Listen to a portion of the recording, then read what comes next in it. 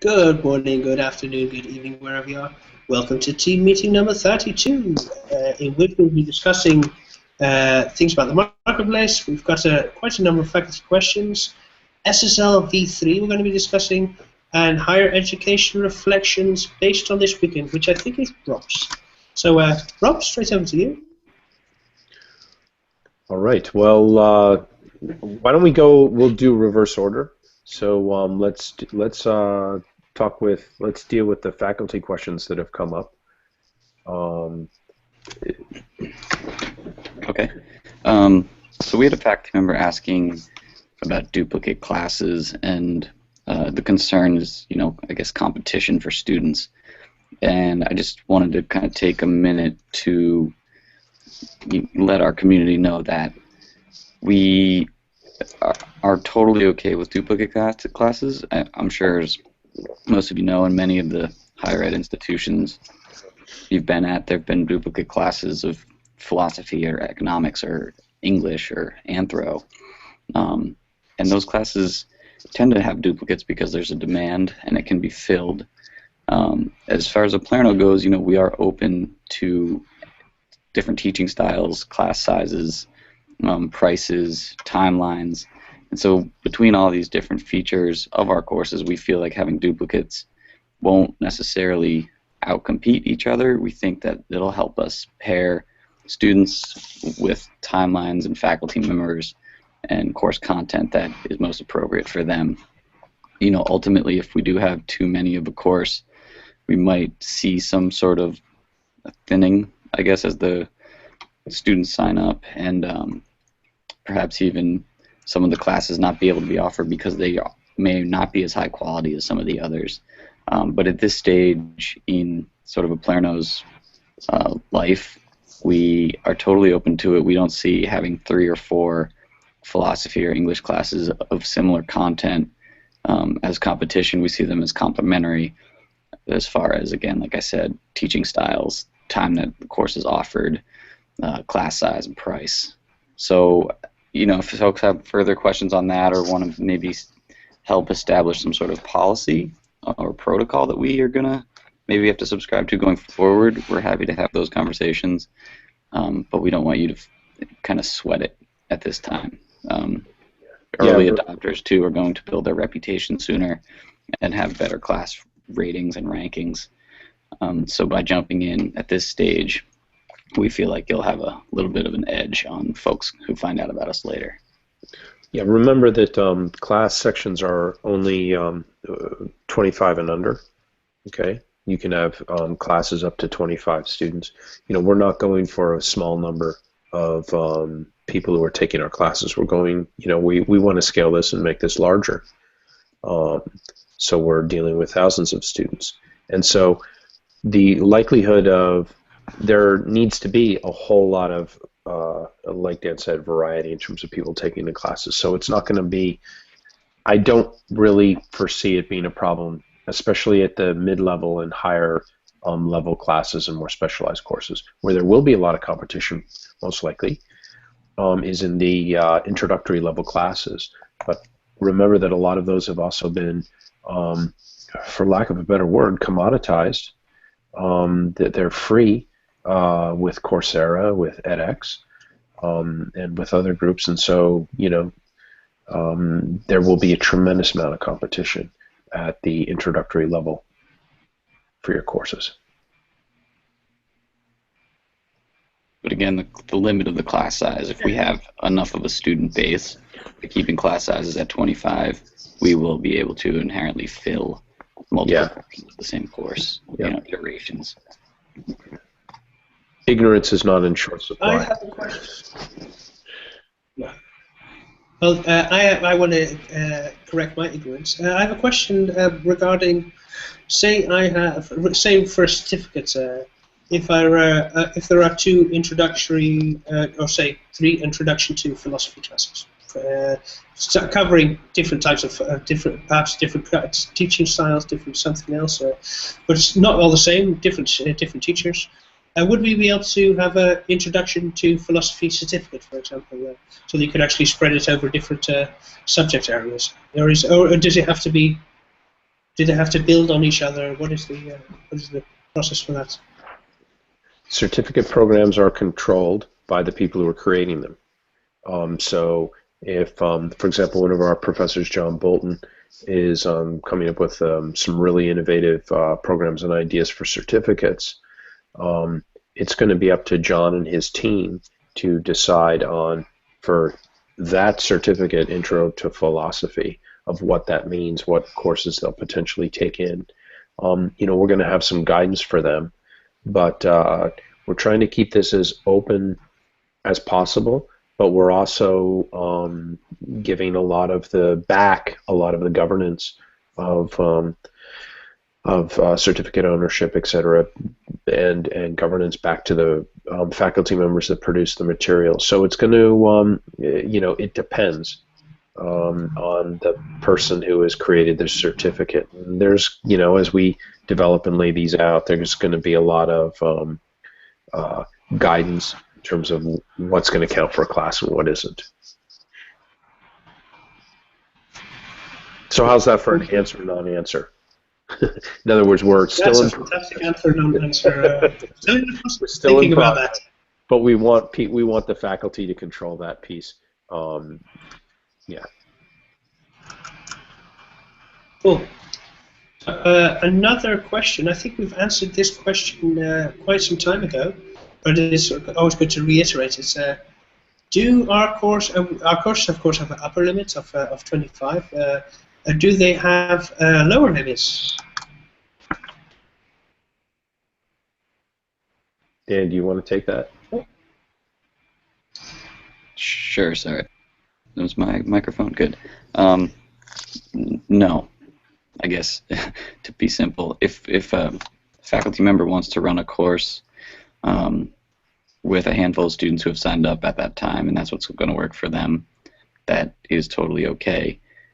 It's not as efficient from a lot of perspectives, but it's really up to the faculty member. It's about their time, it's about their content, it's about what fits with their life and how it fits with their students' lives. So if a course, you can set a minimum. You can say, I'm not going to run this course with less than 10 or whatever, but we are also okay with students getting a really focused and high quote touch experience with their faculty member if that works for everybody.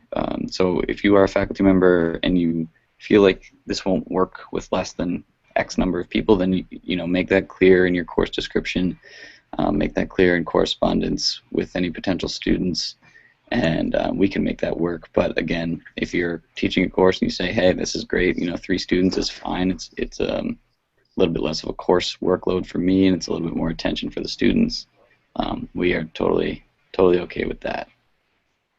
You can run a, it's completely okay. Can you guys hear me? Mm-hmm. Okay. So it's completely fine to run a course with just one person, in a tutorial. It's up to the faculty member. Remember, faculty members set the tuition level. So if they want to offer a course with one person and have it be more of the tutorial, the cost, and it's worth their while to do it at a particular financial remuneration, then that's fine with us.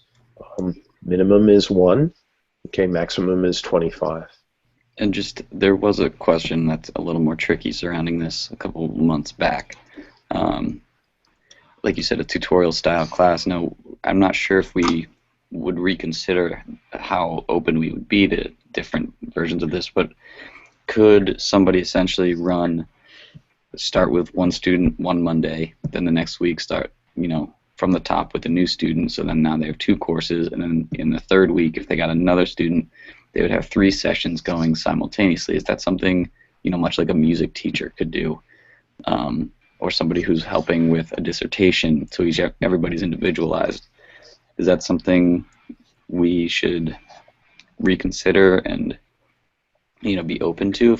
Because ultimately, they could still be teaching 25 students max, right? Or actually really only 12 students if they did 1 a week every week all year. They would only ultimately have 12 students at a time. I think we're going to have to, I think we want to see the specific course okay, where they're doing that kind of cascading waterfall type of deal. Those courses can sometimes become a management nightmare, but some courses are like, how do I put this? Some things need to be taught one-on-one. For example, a music class.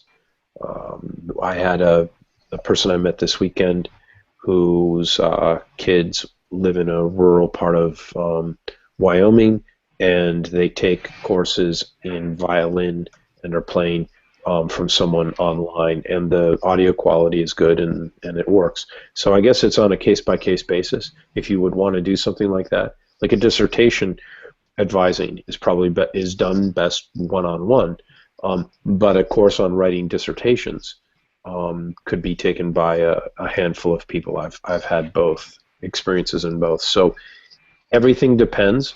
We're not necessarily opposed to it, but we want to see how you would do it.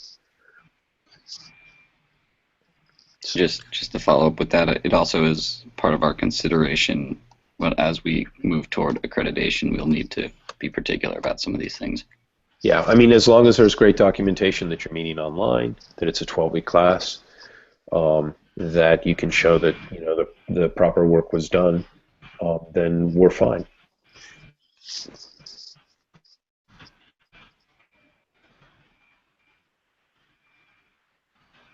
Okay, I think that closes up that section. Now we'll go on to SSL version 3. This is going to be a little bit technical, but don't switch off. I'm going to keep it as non-technical as possible. About, I don't know, 3 months, 4 months ago, we had a Heartbleed issue, which was the whole internet was frozen. Everything that you did with SSL could be read. This is not such a big issue as that was, but there was an issue recently with SSL 3. Which Google exposed, and we upgraded and patched immediately. But I wanted to let you know that if you're experiencing any issues, you shouldn't, because you're probably not using a browser that's outdated. But if you are, such as Internet Explorer 6 or something like that, then please tell us, and we'll have a look and see what we can do for you in that case. And that's to say, yeah, security is one of the things that we find most important. Besides from learning, of course, it's the best, most important. Well, Dan, we're Daniel. Sorry, go ahead. No, sorry. No, you had a question. Oh, Daniel, we're lucky to have you because you really keep up on the security and the privacy issues for us. So thanks for catching that. Because it seems like every day we're finding out that there's, I don't know, the screw-ups, more ways in which to get at people's information, or potentially, taking out people's IDs and such like that. And it's great to have you who, prevents that from happening. Our white hat hacker. Yeah, well, luckily we have also one of our faculty members who helps me, and we keep in close contact. Who keeps all our things, keeps us all straight. He's far more on the ball than I am, but I pick these things up quite too. So, yeah, well, he made his living on securing networks, so that's good. As did I in the past. So the last item is sort of higher ed reflections. To just tell you, this weekend I went down to, wanted to share quick stories. I went down to Middlebury College, where I am an alum, and participated. It's going to be my 25th college reunion. And I went down to, help do some planning for that, which is happening in May. It was really interesting to hear the president of Middlebury.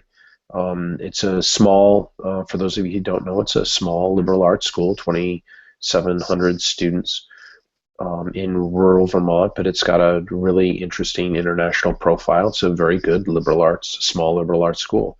And what they were talking about in terms of all the big changes that are happening in higher ed, they mentioned cost, they mentioned making sure that students have a global experience. They mentioned accessibility, which was really interesting.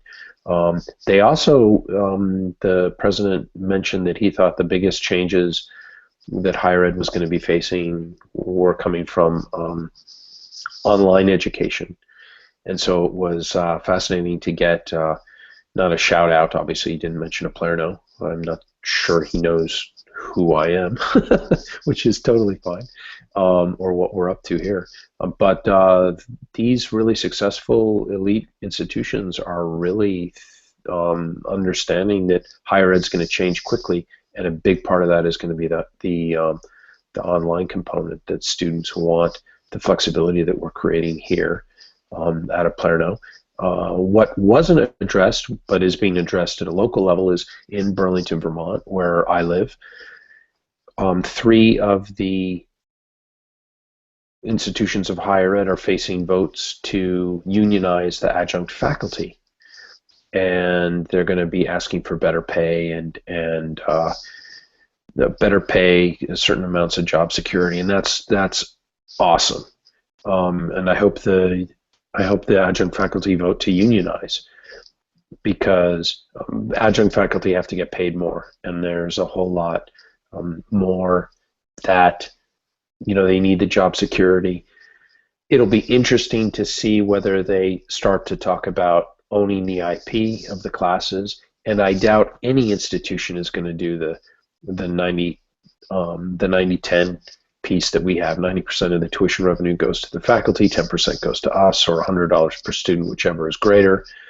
Owning all the IP and just the flexibility that we're creating here. So it's nice to see that. It's nice to see that adjunct faculty at traditional institutions of higher ed are getting a place at the table, but the size of the table and the way it's configured needs to completely change if the system is going to dramatically decrease costs and increase accessibility. Oh, there's a chat message. Oh, but it's a chat message from us from before. That is that's a really important thing to keep the eye on, and get as we get the word out about what we're up to. Is we're thinking 5 or 6 steps ahead about dramatically increasing accessibility with the use of iPads, Nexus tablets, tablets of any kind, of the smartphones, and we really need to be apostolic. And I'm not going to bore you with yet another update on our job searches, but things are looking pretty good, and we'll have some news, but we're on the right track with the Palerno, and going down to this conference and being around educators really reinforced that. And it was a pretty fun weekend too. So I think that's about it for our public piece, unless you guys want to add anything else. Dan? Excuse me, I'm good. Thought that was good. I'd like to add one thing. I've seen it. I watched far too many podcasts, or listened to far too many podcasts, watched far too many video casts, so I was inspired. I'm actually inspired this week. I'm reading a really, really, really good book. It's about the history of the shipping container. So I'd like to, if you get a chance, it's called The Box History. I'll put the link in there below. If you get a chance to read something and read it, then do it. It's really, really good story, and it gives good insight. And I like it because it's about logistics, and what I do, my work, in IT is all about logistics, getting packages from one side of the internet to the other side of the internet. So absolutely fantastic. So that's something that I'd like to add to the story. As for everything else. Yeah, how much has our society changed because we have shipping containers? How much am I getting? How much? How much has our society changed by the fact, has culture and humanity changed the globe because of the fact that there are standardized shipping containers that can go exactly. anything. And I see the analogy, because what are we trying to do? Roughly the same thing. Establish protocols that create standardized patterns that you can place in any kind of knowledge and learning, and how much that's going to change the world. Amen, brother. Preach it. That is absolutely I wasn't correct. going to give them the full story. I was going to let them figure it out for themselves. But Oh, no, absolutely, blunt is better. Blunt is better. Blatant is best right now. All Okay, right. so that's all that I have to say then is that you should subscribe to our channel. As I say every single week, we're getting so many people subscribing, but you can subscribe too, and then you can keep up to date with the things that we're doing. And then you can also get informed when we forget to put it on Twitter, like we did today. If we forget something, then you always get informed that we have a new video out. So subscribe to our channel, and we'll see you next week. I'm going to try, by the way, this week, to get the guy from the company that I'm doing an internship with on here on Wednesday. Can't guarantee anything. We might actually, it might become Thursday or Friday, but I'm going to try and see if we can get him on so we can discuss gamification in education. That's it from me. I'll see you online. See you online.